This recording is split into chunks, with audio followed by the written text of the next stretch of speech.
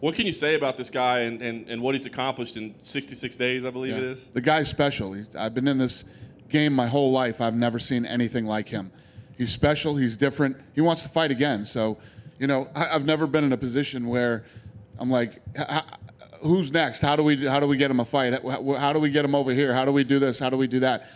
It's fun and I like it. And I think when you're a fight fan, a guy like this is the type of guy that you love to watch and follow and hate, you know, and whatever it might be. This guy is one of the most special fighters I've ever seen, if not the most special guy that I've ever come across. And he kept telling me leading up to this fight, you think I'm a wrestler. You think I'm a wrestler. Wait till you see my hands.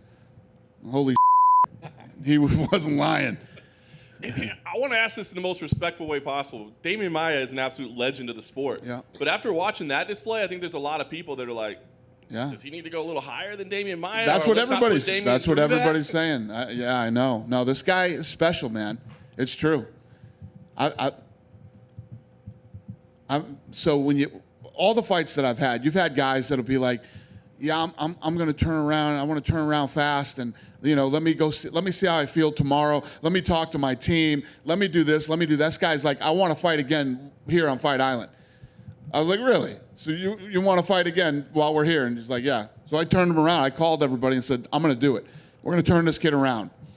So we turn him around. He fights again, and he does it again. You know, and it's like, yeah. Now I want to come to Vegas, and I want to fight in Vegas.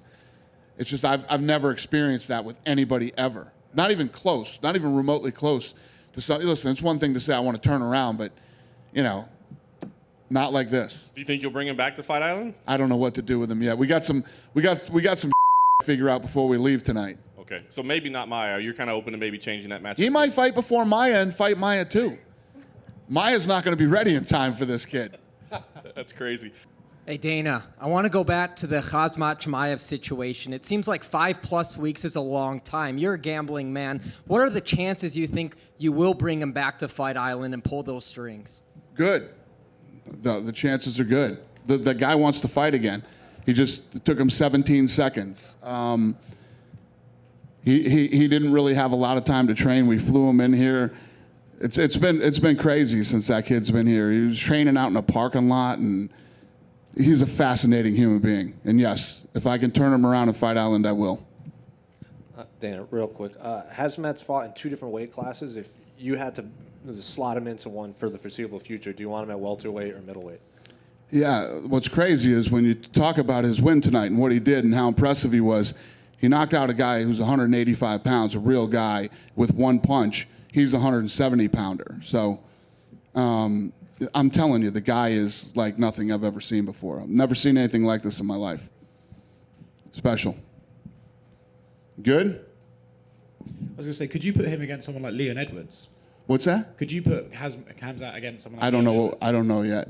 I mean, if he's gonna fight a guy like that, and you're breaking into the top 5, you give the guy a full camp.